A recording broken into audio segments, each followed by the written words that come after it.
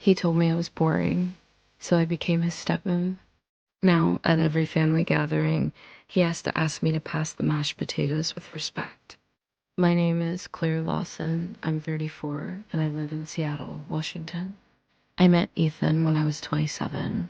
He was a confident, witty marketing executive, and I was working as a copywriter for the same firm.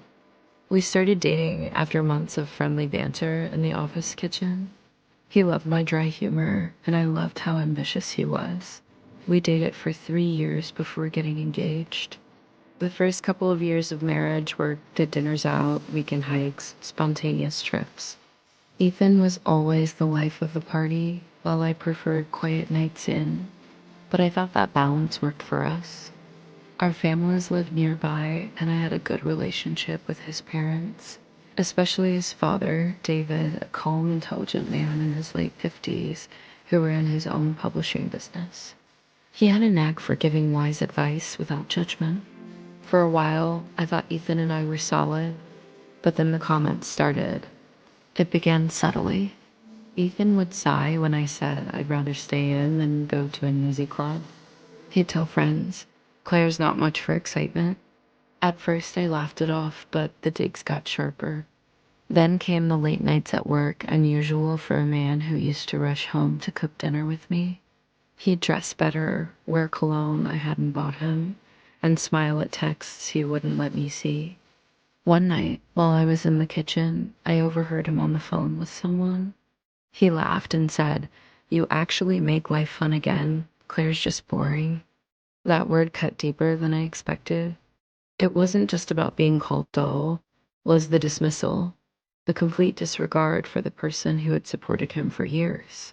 2 weeks later, the truth hit me in the face.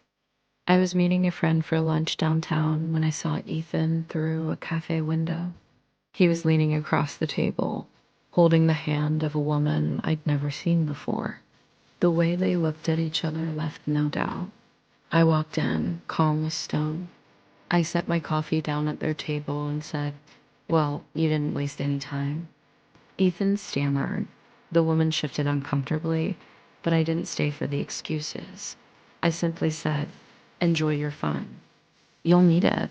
That night, I packed my things and left. The divorce was filed within days. 2 months later, I ran into David, Ethan's father, at a local bookstore. He asked how I was doing, and when I told him the truth, he shook his head in disappointment.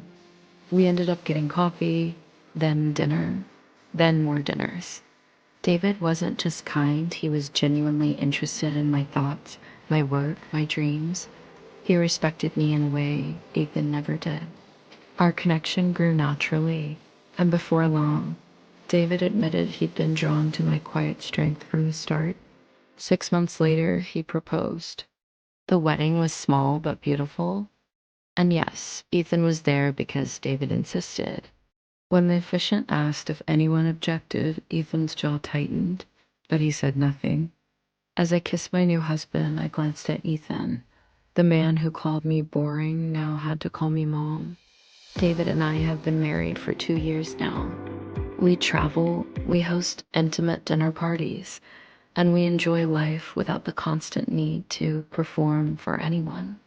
Ethan avoids me at family events, but I catch him glancing over sometimes, as if wondering how the boring woman ended up with everything he lost. Moral: never let someone convince you that you're not enough. Sometimes what they call boring is actually peace, and peace is priceless. And in the end, the quietest moves can make the loudest impact. Subscribe to SilkMirror for more stories where betrayal meets poetic justice.